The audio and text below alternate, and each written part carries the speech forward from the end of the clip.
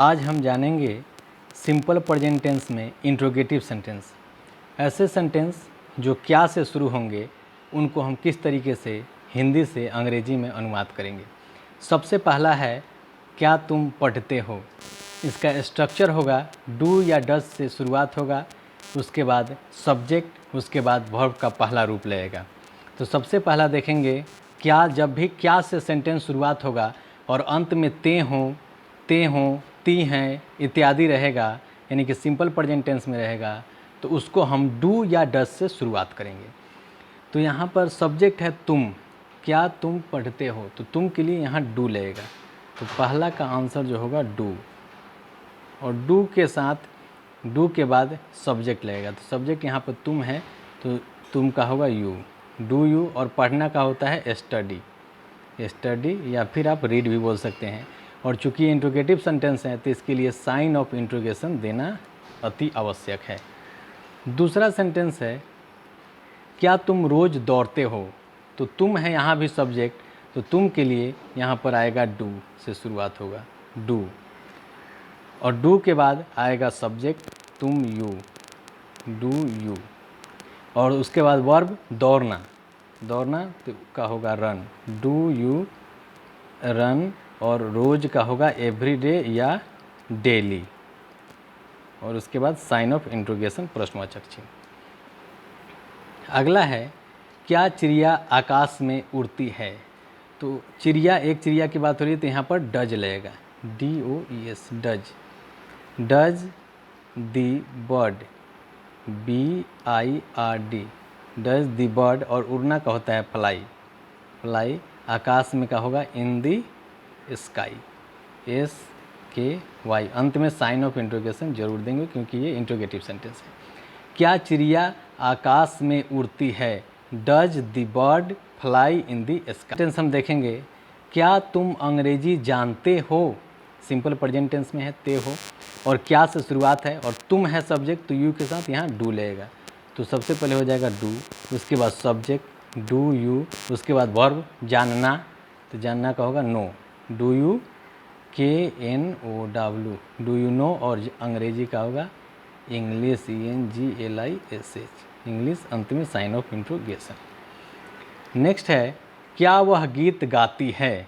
तो वह है, तो इसके लिए हो जाएगा सब्जेक्ट वह है, तो यहाँ पे होगा does, DOES, he see it या कोई एक नाम के साथ डज का प्रयोग करेंगे। तो यहाँ पर डज, और डज के बाद हो जाएगा सी, डज सी, क्या वह गीत गाती है, डज सी, गीत गाना का होगा सिंग अ सॉन्ग, SONG, अंत में साइन ऑफ इंट्रोगेशन। नेक्स्ट है नंबर 6, ये है क्या वह मुझसे मिलना चाहती है। तो यहाँ भी वह है तो हो जाएगा डज, DOES, डज, वह का होगा सी, उसके बाद वर्ब क्या है चाहना, अंत में मिलना और चाहना, यहाँ दो वर्ब है, तो अंत वाला सबसे पहले देखेंगे चाहना होगा, तो डज सी, चाहना का होगा वांट, डज सी वांट हो जाएगा चाहना का। तो हम यहाँ पर देखेंगे डज सी वांट, और उसके बाद टू का प्रयोग करेंगे, दो वर्ब एक साथ नहीं लिखेंगे, बीच में टू लगेंगे, does she want to SEE या मीट, कुछ भी कर सकते हैं, does she want to see me, sign of interrogation. क्या वह मुझसे मिलना चाहती है, does she want to see me या मीट मी। अगला हम देखते हैं क्या यह रोड दिल्ली जाती है। यह रोड, ये सिंगुलर है, एक रोड की बात हो रही है, तो यहाँ पर डज से शुरुआत करेंगे, DOES, डज, उसके बाद सब्जेक्ट क्या है यह road, does this road, ROAD, does this road, और रोड के लिए हमने बताया था कि गो का प्रयोग नहीं करेंगे बल्कि लीड का प्रयोग करते हैं, और लीड के साथ टू का प्रयोग करते हैं। Does this road lead to और दिल्ली, अंत में साइन ऑफ इंट्रोगेशन प्रश्नवाचक चिन्ह। क्या यह रोड दिल्ली जाती है, does this road lead to Delhi. बनाएंगे क्या आप चाय पीते हैं। तो आप है तो यहाँ डू से शुरुआत कर देंगे, डू, यू के साथ डू लगेगा, और ही सी इट या कोई एक नाम के साथ डज लगेगा। तो डू, उसके बाद सब्जेक्ट है यू, डू यू, और चाय पीना का होता है टेक टी, न कि drink tea, take tea, sign of interrogation. Do you take tea, क्या आप चाय पीते हैं। और अगला 9 नंबर जो हिंदी का सेंटेंस है, क्या वह शराब पीता है। तो यहाँ पर वह है, तो इसके लिए हो जाएगा डज से शुरुआत करेंगे। Does he drink, DRINK, drink sign of interrogation. केवल ड्रिंक मतलब ही होता है शराब पीना, और ड्रिंक के बाद एल्कोहल भी लगा सकते हैं, डज ही ड्रिंक एल्कोहल। या फिर ड्रिंक के बाद आप ये भी लिख सकते हैं, डज ही ड्रिंक वाइन भी कर सकते हैं, वो भी सही है। और केवल डज ही ड्रिंक भी करते हैं, तो केवल ड्रिंक का मतलब ही शराब पीना ही होता है। यदि आप बोलते हैं आई ड्रिंक, इसका मतलब हो जाएगा कि आप शराब पीते हैं। आई डोंट ड्रिंक मतलब मैं शराब नहीं पीता हूँ। तो ये कन्फ्यूजन में मत रहिएगा, ड्रिंक मतलब शराब पीना भी होता है।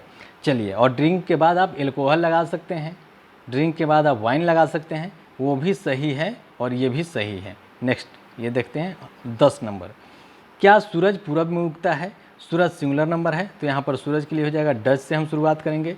डज और सूरज के पहले द लगाएंगे। डज दी सन, SUN, सन मतलब सूरज। डज दी सन राइज मतलब होता है उगना, डज दी सन राइज।